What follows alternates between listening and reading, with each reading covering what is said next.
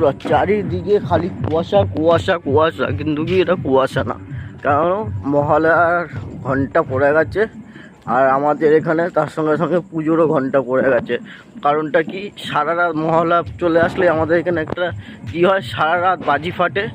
আর সারা রাত এত যে ভাজি ফেটেছে, চারিদিকে মানে খালি কুয়াশা কুয়াশা কুয়াশা মরে যাচ্ছে। আর তোমরা আওয়াজ পাচ্ছই, খালি দুম দাম ফুট পাট করে বাজির আওয়াজ হয়ে যাচ্ছে। তো এখন আমরা কোথায় যাবো জানো? তো কেউ ভিডিওটা স্কিপ করো না, সঙ্গে থাকো, দেখতে থাকো, ভালো লাগবে তোমাদেরকে। তো আমরা চলে এসেছি গঙ্গা ঘাটে। কি মহালয়ার দিনকে কি গঙ্গা স্নান করতে হয়, কি পুণ্য পাওয়া যায়, তো আমার ওটা ভালো মতন জানা নেই। আমি এই প্রথমবার গেলাম মহালয়ার দিনকে সকালবেলা গঙ্গার ঘাটে। আমি, মা আর পাশের বাড়ির একটা জেঠি চলে গেছিলাম গঙ্গা স্নান করতে। আর এদিকে গঙ্গার ভিউটা দেখতেই পাচ্ছ, খুব সুন্দর লাগছে, এত সুন্দর যে লাগছে বলা মুশকিল। আর এদিকে অনেকেই তর্পণ করছে, তর্পণ অনেকেই মানে যে পূর্বপুরুষ তাদেরকে জল দেওয়া হয়। আর এদিকে যে মা আর জেঠি স্নান করে চলে এসছে। না মা, আমার মাছটা 12 লিটারের জার নিয়ে গেছে, গামছা আমজা কিছু আনি নাই। তো ভোরবেলা গেছি স্নান করার জন্য, তো মা বলছে তুইও স্নান করে নে। আলজি না, আমি স্নান করব না। মা যে করে নে, জেঠিও বললো করে নে, আজকে স্নান করতে হয় গঙ্গা স্নান। তো আমিও গঙ্গা স্নান করে নিয়েছি। আর এদিকে কি, গঙ্গা স্নান করার পরে চাল ডাল দান করতে হয়, তো মা সেটাই করছিল, চাল ডাল সবাইকে দান করছিল। মা জেঠি মিলে সবাইকে মিলে চাল ডাল দান করছে। তো আর এখানে মানে আমরা প্রথমে যাওয়ার কথা ছিল রামপ্রসাদ ঘাট। রামপ্রসাদ ঘাটে এত ভিড় হয়েছে না, মানে এত শান্তি মতন যে স্নানটা করে এসে চাল ডালটা দেওয়া, মানে দান করাটা হতো না।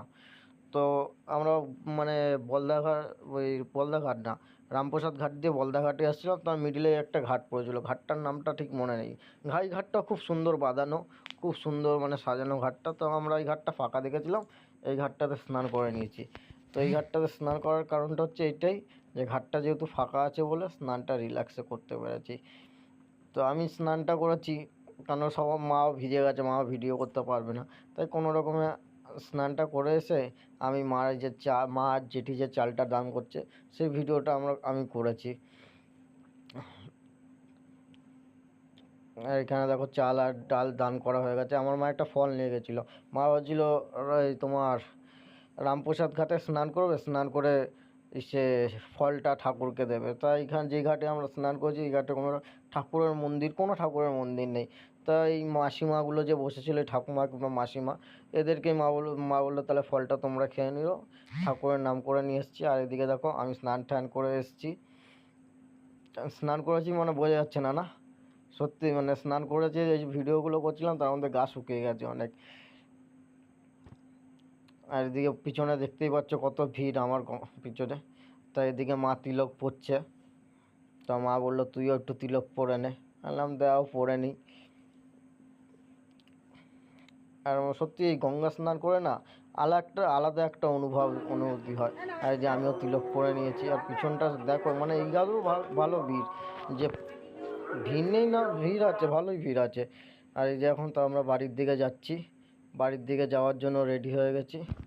তোমরা তো সবাই জানো যে আমার বাড়িতে আবার দোকান আছে।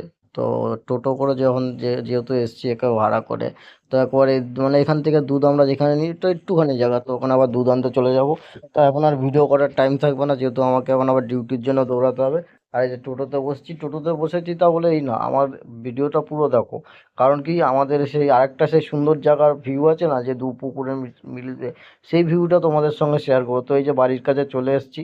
আর এই যে ভিউটা, এটা যদি আমি আগে যখন সাইকেল নিয়ে যেতাম তখন ভিউটা সুন্দর লাগতো, টোটোতে বসে অতটা ভালো আসেনি ভিউটা, তাও এসছে মোটামুটি খুব সুন্দরই এসছে। তো ভিডিওটা ভালো লাগলে লাইক কমেন্ট সাবস্ক্রাইব, আর আমার অন্য ভিডিওর সঙ্গে তাড়াতাড়ি লিঙ্ক পাওয়ার জন্য চ্যানেলটাকে সাবস্ক্রাইব করে দাও। টাটা, ভালো থাকবে, শুভ মহালয়া। এই ভিডিওটা ছাড়তে অনেকটা লেট হয়ে গেল, কারণ ভিডিওটা এডিট করার সময় পাচ্ছিলাম না।